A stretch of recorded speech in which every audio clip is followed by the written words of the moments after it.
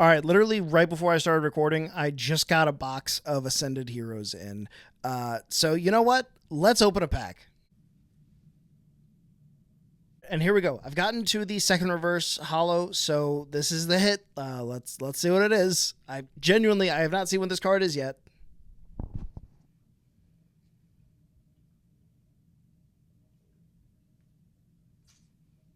Yeah, okay. Should have kept it sealed. Well, hello and happy belated Pokemon Day to all of those who celebrate. Since I talked last about Pokemon on this channel, I have officially rolled credits on ZA Mega Dimension DLC, and I've also watched the Pokemon Day 2026 announcement videos, so I think it's just about time to talk some more Pokemon. Gaming Cookie Guy Entertainment. When I released my last video on Legends ZA, the DLC Mega Dimension had just been released, but I had not even started it. Now, if you can believe it, that DLC is like 3 months old now, and it took me a large chunk of that time to actually finish the game. Not because it was like this content-rich treasure trove, but because I often wasn't really looking forward to booting up my Switch and playing it. Because, much to my disappointment, the DLC basically took everything that I didn't like about Legend ZA and just amplified it. Oh, you don't like that city aesthetic? Well, Mega Dimension is going to be like the same 3 city blocks over and over again, except now it's even uglier, devoid of all light and character. Oh, maybe you didn't care for the boss battles. Well, now they're on a timer. A timer you can basically ignore because, like, it's still a children's game, but a timer nonetheless. Oh, you don't like Corbeau feeding you pages and pages of exposition? Well, despite me actually kind of liking Corbeau, sweet Arceus, does he drone on? And that's it. That is the entire DLC. It's that same loop. Talk to Corbeau, enter hyperspace, talk to Corbeau, enter hyperspace, over and over again. It was so unengaging. I was actually super thankful to a side quest that just made me work a boring day job at a kiosk because it was still somehow more interesting than the regular gameplay loop. And then before you know it, you're fighting Mega Darkrai, just going, did I actually enjoy any of this? Like, did the story make any sense? Did this DLC justify its purchase and its own existence? And also, where's Mega Cresselia? And speaking of Megas, I gotta say, I didn't even super care for the 19 or so new Megas they released in the DLC. Or maybe I would have if they actually gave me a chance to encounter some of them during the playthrough. Like, before I know it, I had already beaten the entire DLC with just like the same team of 6 Megas that I beat in the main story with. I didn't even know that there was a Mega Golurk until after I had rolled credits and I went on Cerebi and I looked up all the new Megas I could have encountered, and I like Golurk. That 6th party slot, that's where I would put my Mega Golurk. If I had one! Sorry. But that's enough complaining, even though I did not care for Mega Dimension, like, not in the least. I don't want this video to be one long rant, so let me at least shout out my 3 favorite side quests from the Mega Dimension DLC. At number 3 is Side Mission 180, a wild Rosebud, in which a nurse asks you to track down her missing Pokemon named Rosebud, and it's not the one you would expect. The twist was kind of expected, but it was still fun. And number 2 is the Side Mission 140, a message from across dimensions. This is like one they put like a surprising amount of heartfelt story into, just out of nowhere. It was a pleasant surprise. This one has an older woman using the Mega Dimension phenomenon through your main character, and she receives a message from her dead husband. When I say it out loud, it sounds kind of creepy, but I promise, like, in the moment, it's actually very sweet.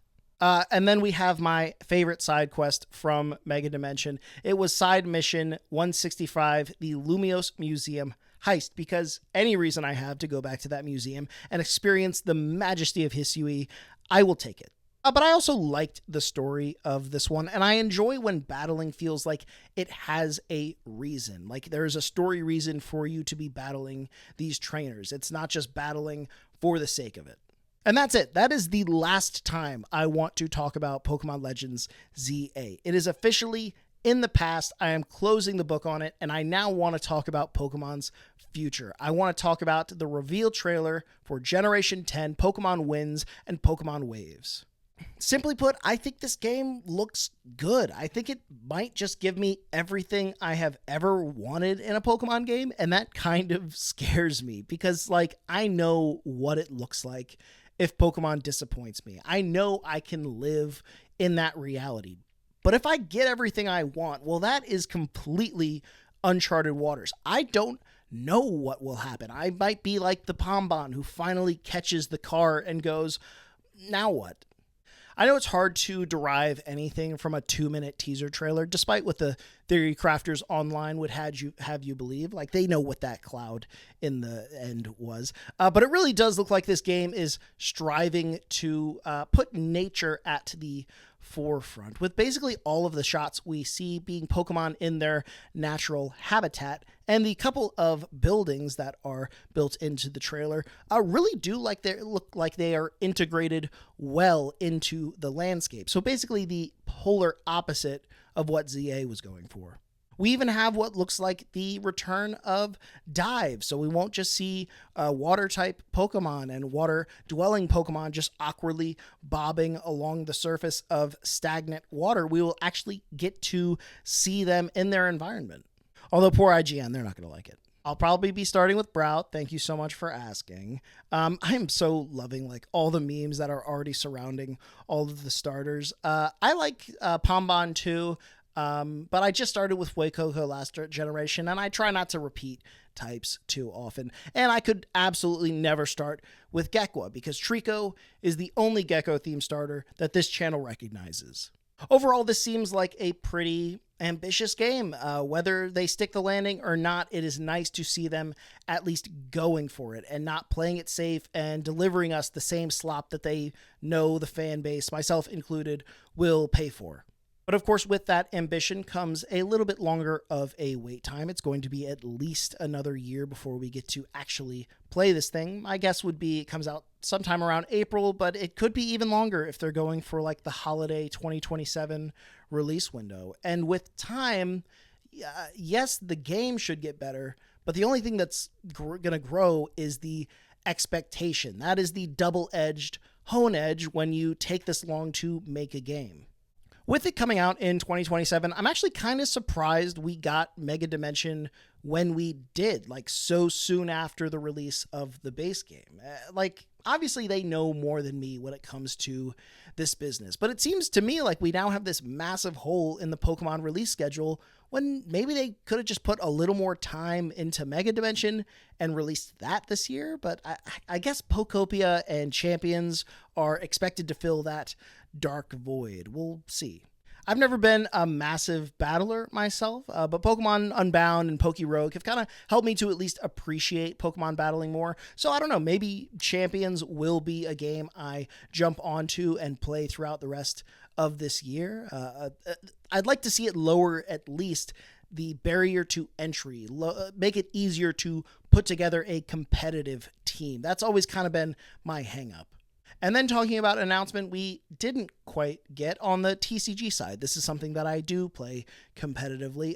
We got like one cryptic announcement, like that whole The Future announcement. I don't know what that's supposed to be. Is that teasing a new set or a whole new format? I don't know. I don't really love being in the dark here. I kind of wish they had given us more on that front. Although, to be honest, does it matter if they announced it or not? They could have dropped a whole new set. I'm probably not going to see it. It's going to get scooped up by scalper bots. But thus is the life of a Pokemon fan. This is what I have chosen to devote my time and thoughts to. So you get what you give. But that's all I wanted to say. Please let me know what you thought of the Pokemon Day announcements and who you'll be picking as your starter. Leave it all in the comments below. Gotta catch them all. Peace out.